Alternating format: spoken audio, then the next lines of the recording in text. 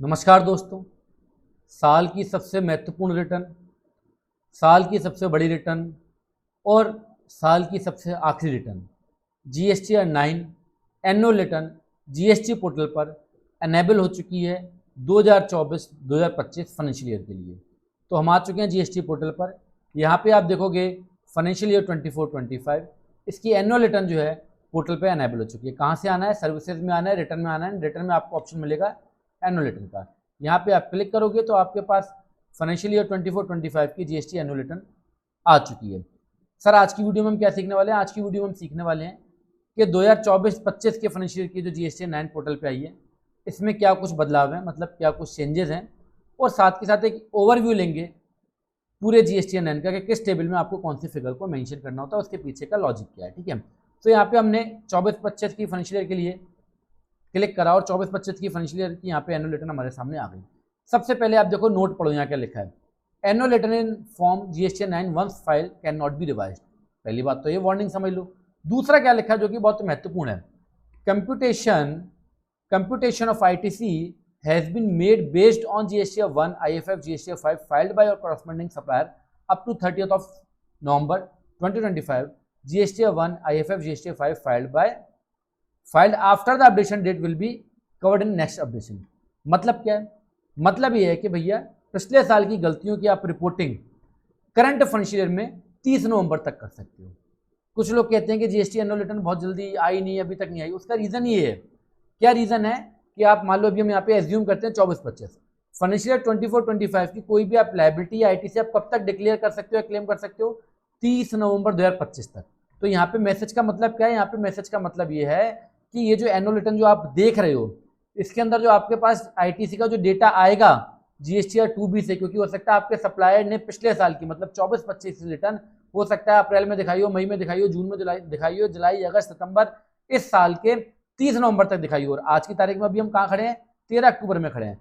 तो ये कह रहे हैं कि यहाँ पे जो फॉर्म आया है ये अभी आगे अपडेट भी हो सकता है। अपडेट का मतलब आपकी आईटीसी वाला पार्ट अपडेट हो सकता है। अगर आपका सप्लायर 30/11 से पहले फाइनेंशियल 24-25 का कोई भी इनवॉइस अगर अपनी जीएसटी 1 में दिखाएगा तो आपके जीएसटी 9 में वो आता रहेगा। क्यों आता रहेगा? क्योंकि उसी के बिहाफ पे तो भैया कल को आपके केस होंगे कि आपके एनुअल रिटर्न में आईटीसी क्या थी और आपने 3B में क्या क्लेम किया। अगर कम क्लेम की तो उसका रीजन क्या, ज्यादा क्लेम की तो उसका रीजन क्या है। ठीक है, तो ये मैसेज क्या बताता है? मैसेज ये बताता है कि आपका सप्लायर 30/11 तक रिटर्न फाइल कर सकता है और उसी के अकॉर्डिंगली आपके जीएसटी 9 में आईटीसी वाले पार्ट पे अपडेट आ सकती है।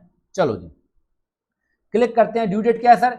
31/12/2025। ठीक है, किसको भरनी है?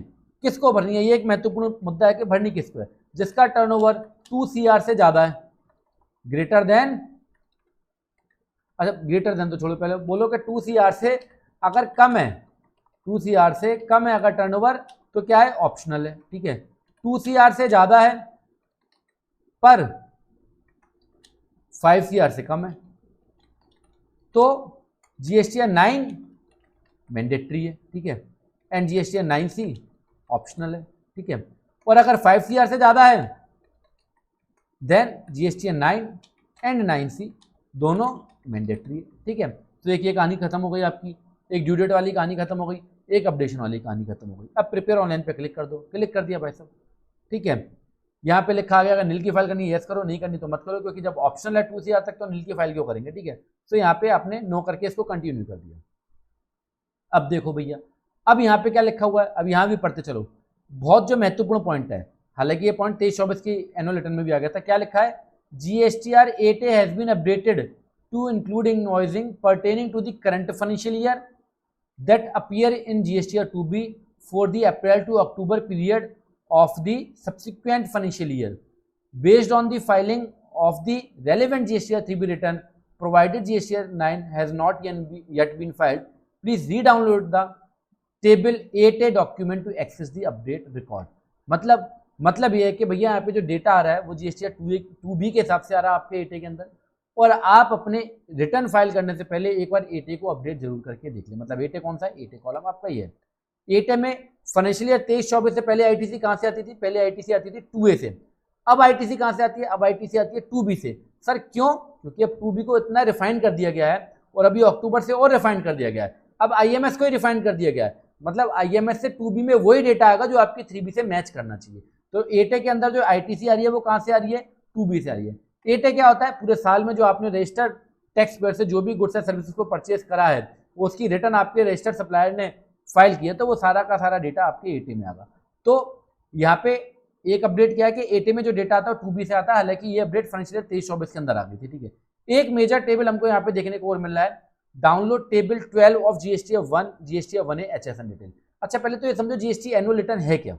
देखो भैया, आप एक मंथली रिटर्न फाइल करते हो GSTF 1 और 3B, हर महीने फाइल करते हो या क्वार्टर पे फाइल करते हो, ठीक है। मंथली रिटर्न में आप अपनी इच्छा से सेल्फ डिक्लेरेशन बेस के ऊपर ITC और लायबिलिटी को दिखाते रहते हो। हालांकि अभी 3B भी आपका जो है ऑटो लॉक हो चुका है, लायबिलिटी वाला पार्ट, ITC वाला पार्ट ऑटो लॉक नहीं हुआ है, ठीक है। सो आप मंथली रिटर्न के अंदर अपने डेटा दिखाते हो। अब एनुअल रिटर्न में क्या है, एनुअल रिटर्न आपकी मंथली रिटर्न की समरी है एंड इसका फाइल करना क्या है, फाइल करना आपका कंफर्मेशन है। एनुअल रिटर्न क्या है, एनुअल रिटर्न आपकी मंथली रिटर्न की समरी है। मंथली रिटर्न में आप क्या क्या दिखाते हो, 1 में लायबिलिटी दिखाते हो, 3B में ITC क्लेम करते हो। तो लायबिलिटी वाला पार्ट कहाँ से आ रहा है, 1 से आ रहा है, ITC वाला पार्ट कहाँ से आ रहा है, 3B एंड 2B से आ रहा है। ये बस इतनी समरी है, कोई लंबी चौड़े इसमें बड़ा भाग नहीं है, ठीक है। एंड ये एक आपका फाइनल कंफर्मेशन है for the relevant financial year, कि आपने पूरे साल के अंदर ये जो डेटा आपने फाइल करा है ये ठीक है या नहीं है। फिर इसी के बेहाफ पे आपको नोटिस आते हैं, इसी के बेहाफ पे आपको नोटिस आता है कि मंथली इतना डेटा दिखाया था, 9 में इतना दिखा दिया, या आपने 3B में इतनी ITC क्लेम कर दी, 2B में इतनी थी। यही नोटिस होते हैं, 99% नोटिस यही होते हैं, ठीक है। चलो, सो ये तो मैंने आपको GST 9 का एक बेसिकली आपको ओवरव्यू दिया है। हालांकि मैं अभी इन सारे टेबल्स के बारे में चर्चा करूंगा, वीडियो में पूरा बने रहिएगा, ठीक है। Download table 12 of GSTF 1 GSTF 1A HSN detail. हमें ना GSTF 1 के अंदर, अच्छा अभी देखो, अभी आप जून से पहले क्या था, आई थिंक जून ही था शायद, जून से पहले क्या था कि आपकी HSN समरी भी जो थी वो मैंडेटरी नहीं थी। अभी रिसेंट के जून 25 जो है, इससे पहले आपकी HSN समरी जो था ना, जून या जुलाई हो सकता है, मंथ को मत पकड़ने बैठे ना कि सर यही मंथ आपने बोला, जून जुलाई के बीच में ही जो है आपका GSTF 1 के अंदर आपको HSN डिटेल बताना मैंडेटरी हो गया है, पहले एक बार को नहीं होता था। तो यहाँ पे उन्होंने क्या बोला, अभी अगले साल से मैं आपको अभी से फोरकास्टिंग कर देता हूँ, अगले साल का मैं आपको अभी से फ्यूचर बताया। तो अगले साल क्या होगा, जब अगले साल की जब 25-26 का जब एनुअल रिटर्न आएगा तो आपका टेबल 17 ऑटोफिल होकर आया करेगा, देख लेना आप, ठीक है, नोट माय वर्ड्स, ठीक है। तो GSTR जब 25-26 का आप रिटर्न फाइल करोगे ना तो आपका ऑटोमेटिकली यहाँ पे डेटा आया करेगा 17 के अंदर। क्यों आया करेगा, क्योंकि अब आपकी GSTF 1 में मैंडेटरी कर दिया गया वो। जैसे अभी आपका 2B के बिहाफ पे डेटा ऑटोमेटिकली आ रहा है और आपको टेबल भी दिया गया है, टेबल भी दिया गया है एज वेल एज आपके 8 के अंदर डिटेल भी आ रही है। इसी तरीके से आपके पास टेबल भी आएगा, बट मेरा जो अनुमान जो है, मेरी जो फोरकास्टिंग है वो ये है कि आपका टेबल 17 भी ऑटोमेटिकली फिलअप होकर आएगा। क्यों होकर आएगा, क्योंकि अब GSTF 1 में HSN डिटेल मैंडेटरी है, और अगर अंतर होगा तो उसको नोटिस आएगा, ठीक है। सो HSN वाला पार्ट क्यों मैंडेटरी किया गया, आई होप आपको पता लग गया होगा। बेसिकली 23-24 से पहले हमें टेबल नंबर 17 जो कि मैंडेटरी है, बिकॉज ये आउटवर्ड सप्लाई का है, इनवर्ड का ऑप्शनल है। ये मैं नहीं कह रहा, पोर्टल कह रहा है, पोर्टल पे जो आप परचेजेस जो करते हो ना उसकी HSN समरी बताना GST 9 में ऑप्शनल है, बट आउटवर्ड सप्लाई जो आप सेल करते हो उसकी समरी बताना है मैंडेटरी है, ठीक है। तो यहाँ पे हमें मैनुअली बताने पड़ती थी अपने टैली के डेटा पे, जो भी आप सॉफ्टवेयर यूज करते हो या जो भी आप एक्सेल की फाइल यूज करते हो। अभी क्या करा है कि डिपार्टमेंट ने यहाँ पे एक टेबल दे दिया है जो कि आपके GSTF 1 के बिहाफ पे आया है, वहाँ से आप इसको मैच कर सकते हो। इस टेबल पे आप क्लिक करोगे ना तो आपका जो है 20 मिनट का लगभग समय लगेगा और आपकी जो है समरी जो है एक्सेल जो फाइल है वो अवेलेबल हो जाएगी डाउनलोड के लिए। मैं पहले लगा चुका हूँ तो मेरे पास अवेलेबल है डाउनलोड के लिए। हम इस पर क्लिक करेंगे तो ये समरी हमारे पास अवेलेबल हो जाएगी। हम इस पर क्लिक करते हैं, जिप फाइल में हमेशा डाउनलोड होती हैं समरी जितनी भी होती है, आप इसे ओपन करेंगे तो जो भी आपने GSTF 1 में जो HSN के डेटा बताया है वो डेटा आपको यहाँ पे दिख जाएगा। सो ये आपके पास डेटा आ गया, ठीक है।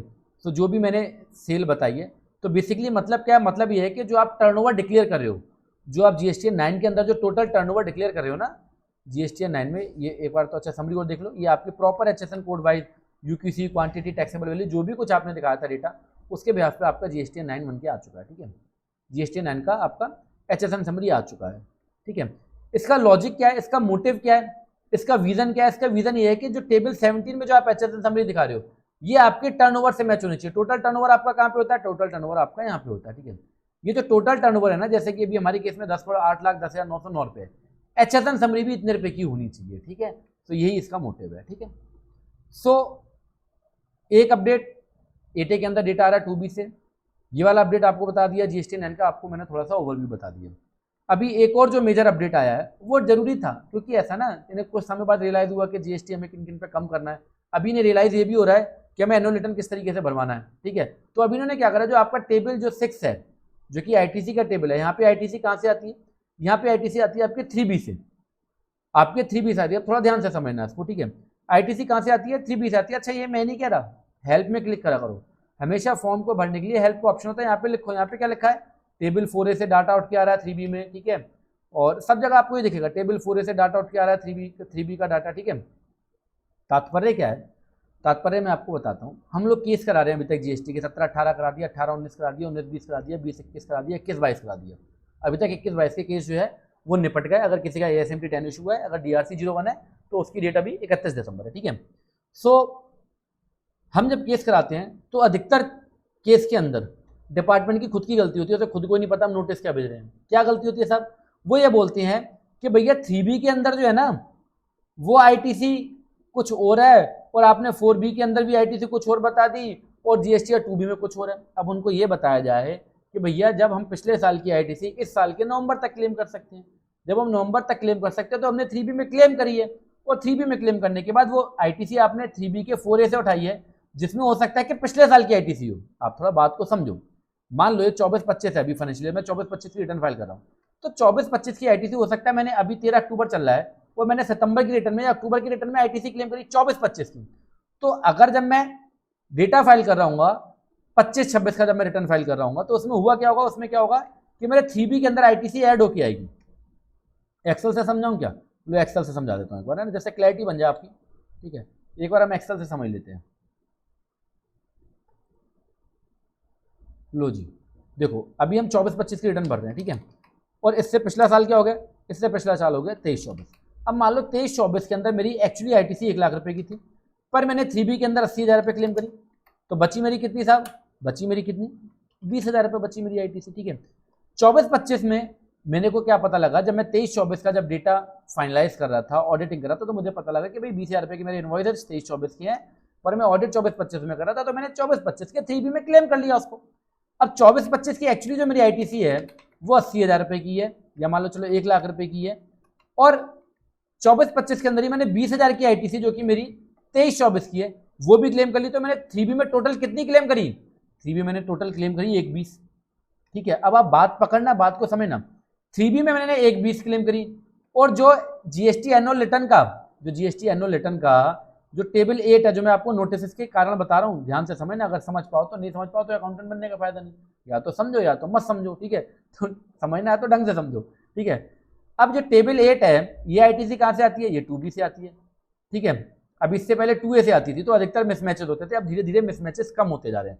जैसे अभी आप देखोगे ना 1 और 3B के मिसमैचेस भी कम हो गए हैं, 3B 2B के भी कम होते जाएंगे, अभी ये एनुअल रिटर्न के भी मिसमैचेस कम हो जाएंगे। पहले क्या आता था कि 2A से ITC आती थी तो मिसमैच और ज्यादा होते थे, ठीक है।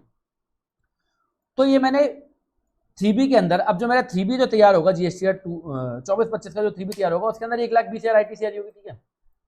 और जबकि इसके अंदर 20,000 रुपए कब के हैं, ये 20,000 कब के हैं, 23-24 के हैं, ठीक है। पर मेरी ITC आ रही होगी 1,20, और 2A के अंदर कुछ और आ रही होती, 2A के अंदर एक्चुअली मेरी ITC आ रही होती 1 लाख रुपए। अब तो चलो 2B आ गया, तो 2B में तो हो सकता है 1,20 आ रही हो, हालांकि 2A के अंदर मेरी ITC कितनी आ रही होती 1 लाख। तो हर तरफ से मेरे को नोटिस आ सकता था, किस किस का नोटिस आ सकता था, मेरे को एक नोटिस आ सकता था भाई साहब GST 2A में ITC कम है और 3B में ज्यादा है, तो GST 2A वर्सेस 3B का क्या हो जाता, डिफरेंस हो जाता है। एक नोटिस इसका आता, एक नोटिस किसका आता कि भैया GST 3B के अंदर जो है आपने जो 6A के अंदर ITC आपकी कुछ हो रहा है वर्सेस 6B में कुछ आपकी कुछ और है ITC, ठीक है। तो इस तरीके से दो नोटिस मेरे पास आ सकते थे। तो अब क्या करा डिपार्टमेंट ने, अब क्या करा, इन्होंने बोला कि भैया हम आपकी बात को समझ गए, हम आपकी बात को समझ गए, और आपका जो टेबल 6 है ना, इसमें हमसे गलती होगी भाई साहब बहुत बड़ी, इसलिए अब हमने क्या करा 1 और 1 A1 2 कर दिए, इसलिए हमने क्या करा A और A1, A और A1 हमने 2 टेबल बना दिए। इन्हीं को गलती हुई ना, तभी तो A का इन्होंने क्या करा बाइफर्केशन कर दिया, A में सेपरेसी दे दी। क्या सेपरेसी दे दी, इन्होंने बोला कि भाई हमें ये बात रियलाइज हो गई कि भाई 3B के अंदर तो पिछले साल की भी ITC हो सकती है। तो आप ऐसा करो मेरे प्यारे भाइयों एंड बहनों, आप इसके अंदर क्या करो, इसके अंदर ना हमें बता दो कि आपकी ITC of any preceding financial year availed in the financial year which is included in 6A other than reclaim, ठीक है। तो आपकी अगर 6A की ITC कहाँ से आती है, एक बार दोबारा समझो, 3B से आती है। अगर इस 3B के अंदर आपने अगर कोई 23-24 की ITC अगर डाल रखी है, पिछले किसी भी साल की ITC डाल रखी है, तो आप उसको यहाँ पे बाइफरकेट कर दो, मतलब जो आपका जो A2 है इसके अंदर नेट आईटीसी आनी चाहिए कौन सी, केवल 24-25 की। पहले क्या होता था, पहले हम यहाँ पे इसको बी के अंदर बाइफरकेट करते थे, जब बी में हम बाइफरकेट करते थे तो नीचे डिफरेंसेस बच जाते थे। तो एक जब हमें नोटिस आता था ना तो एक ये कॉलम लिखा आता था कि 9 के अंदर ये आईटीसी थी, 6 में और आपने ये बता दी ये डिफरेंसेस है, ठीक है। हालांकि वो डिफरेंस जब कम होता था कोई टेंशन का विषय नहीं है, ज्यादा होता है तो टेंशन का विषय है, ठीक है।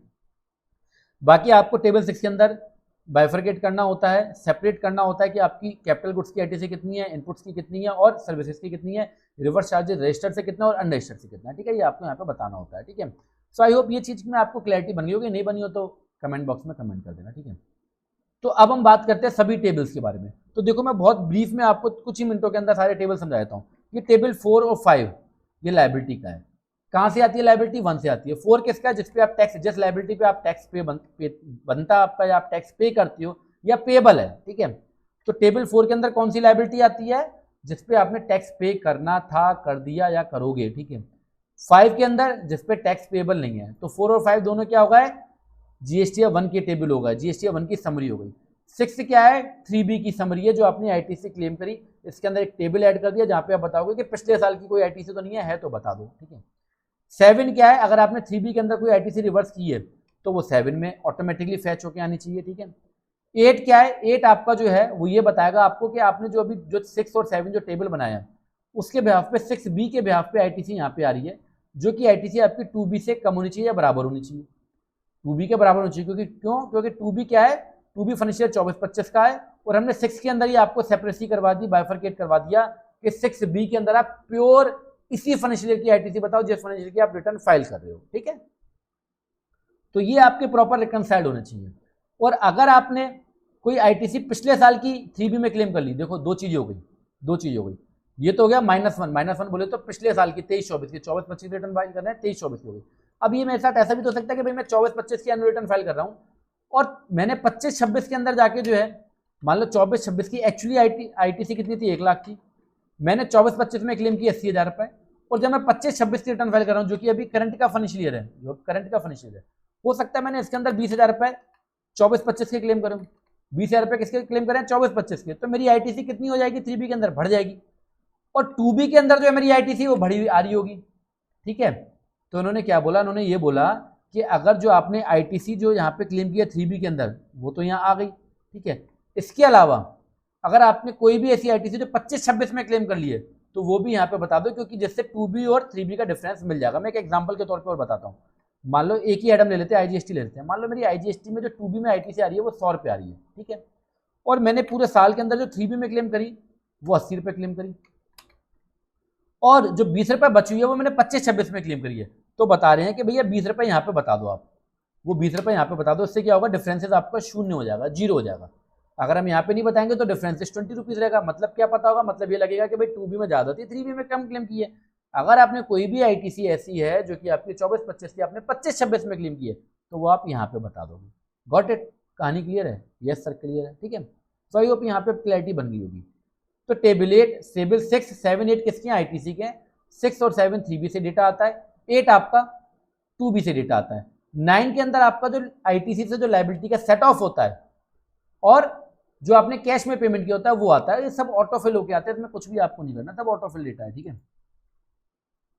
और जो महत्वपूर्ण पॉइंट है वो है 10, 11, 12, 13। अगर आपने पिछले साल की कोई भी सेल 25-26 में दिखाई है, हम 24-25 की बात कर रहे हैं ना, 24-25 की आपने कोई भी सेल अगर 25-26 में बढ़ाई है, दिखाई है, तो आपको टेबल 10 में बताना है। 24-25 की कोई भी सेल अगर आपने 25-26 के अंदर कम की है तो आपको टेबल 11 में बताना है। 24-25 की कोई भी आईटीसी अगर आपने 25-26 में क्लेम की है तो आपको टेबल 13 में बताना है। 24-25 की कोई भी आईटीसी अगर आपको 25-26 के अंदर रिवर्स की है तो आपको टेबल 12 में बताना है, ठीक है। दोबारा बता देता हूँ, अगर लायबिलिटी बढ़ाई है 24-25 की 25-26 में लायबिलिटी बढ़ाई है तो 10 में, लायबिलिटी कम की है तो 11 में, आईटीसी कम की है तो 10 में, और आईटीसी क्लेम की है, सॉरी आईटीसी कम की है तो 12 में, और आईटीसी क्लेम की है तो 13 में। टोटल टर्नओवर आपके पीएनएल से मैच होना चाहिए, नहीं तो एक love letter income tax versus GST का भी आता है, ठीक है, कि आपका भैया 26 ईयर्स में ये डाटा था, या आपने जीएसटी रिटर्न में ये डाटा दिखाया, आपने आईटीआर में ये डाटा दिखाया, इसका भी नोटिस आता है। तो टोटल टर्नओवर आपके पीएनएल से मैच करना चाहिए। टोटल टर्नओवर यहाँ पे दिया गया है, टोटल टर्नओवर कहीं यहाँ पे मत मान लेना, ठीक है, टोटल टर्नओवर कहीं इसको मत मान लेना क्योंकि ये भी टोटल टर्नओवर है, ठीक है, इसको मत मानना, ठीक है, यही टर्नओवर आपका उठ के यहाँ पे आ जाएगा ऑटोमेटिकली, क्योंकि यहाँ लिखा हुआ ना भाई, क्या लिखा है यहाँ पे लिखा है total turnover equals to 5n plus 10, अगर लाइबिलिटी बढ़ाई है तो प्लस 10 माइनस 11 अगर कम की है, ठीक है। तो total turnover should be matched with your P&L, ठीक है, क्योंकि ऑडिट होती होगी ना आपकी, भैया आप 9 फाइल कर रहे हो तो ऑब्वियस सी बात है ऑडिट होती होगी, ठीक है। यस सर, क्लियर हो गया। तो ये हो गया 14 के अंदर जो भी आपका डिफरेंसेस है वो आपने पे कैसे करा वो बता दिया आपने। 15 के अंदर डिमांड एंड रिफंड से कोई जरूरत नहीं है। 16 आपकी अगर आपने कोई भी सप्लाई रिसीव की है कंपोजिशन से या जॉब वर्कर से या आपने कोई गुड्स भेजा अप्रूवल बेस के ऊपर, तो आप यहाँ उसकी डिटेल यहाँ पे बताओगे। 17 HSN जो कि आपके पास ये टेबल एक आ गया है, टेबल 12 GST 1 का, उसके भी आप पे आ जाएगा। और 18 ऑप्शनल है, इतनी है केवल आपके पास अब annual return. So I hope इसमें कुछ भी दिक्कत का विषय नहीं है, बहुत आसान सी रिटर्न होती है एनुअल रिटर्न, बहुत आसानी से आप भर सकते हो और ज़्यादा आसानी अब हो गई है। अगर हम बात करें 17-18 की, 18-19 की, 19-20 की, बहुत टिपिकल रिटर्न होती थी एनुअल रिटर्न, क्योंकि उस समय GST 3B में हम अपने बिहाफ पे ITC क्लेम करते थे 2A से कभी 20% ज़्यादा, कभी 2A से 10% ज़्यादा, कभी 2A से 5% ज़्यादा, तो सेल्फ डिक्लेरेशन बेस पे थी, ऑटोमेटिकली डेटा फेच नहीं होता था। अब बहुत आसान हो गई है, 23-24 से रिटर्न बहुत आसान हो गई है। 23-24 आपका निकल चुका है, 24-25 में और आसानी हो गई है, 25-26 में नोट माई वर्ड्स और आसानी हो जाएगी, ठीक है। सो आई होप आज का वीडियो आपको अच्छा लगा होगा। इसी तरीके के प्रैक्टिकल वीडियो देखने के लिए बने रहिए चैनल पे। मिलेंगे नेक्स्ट वीडियो में। Thank you.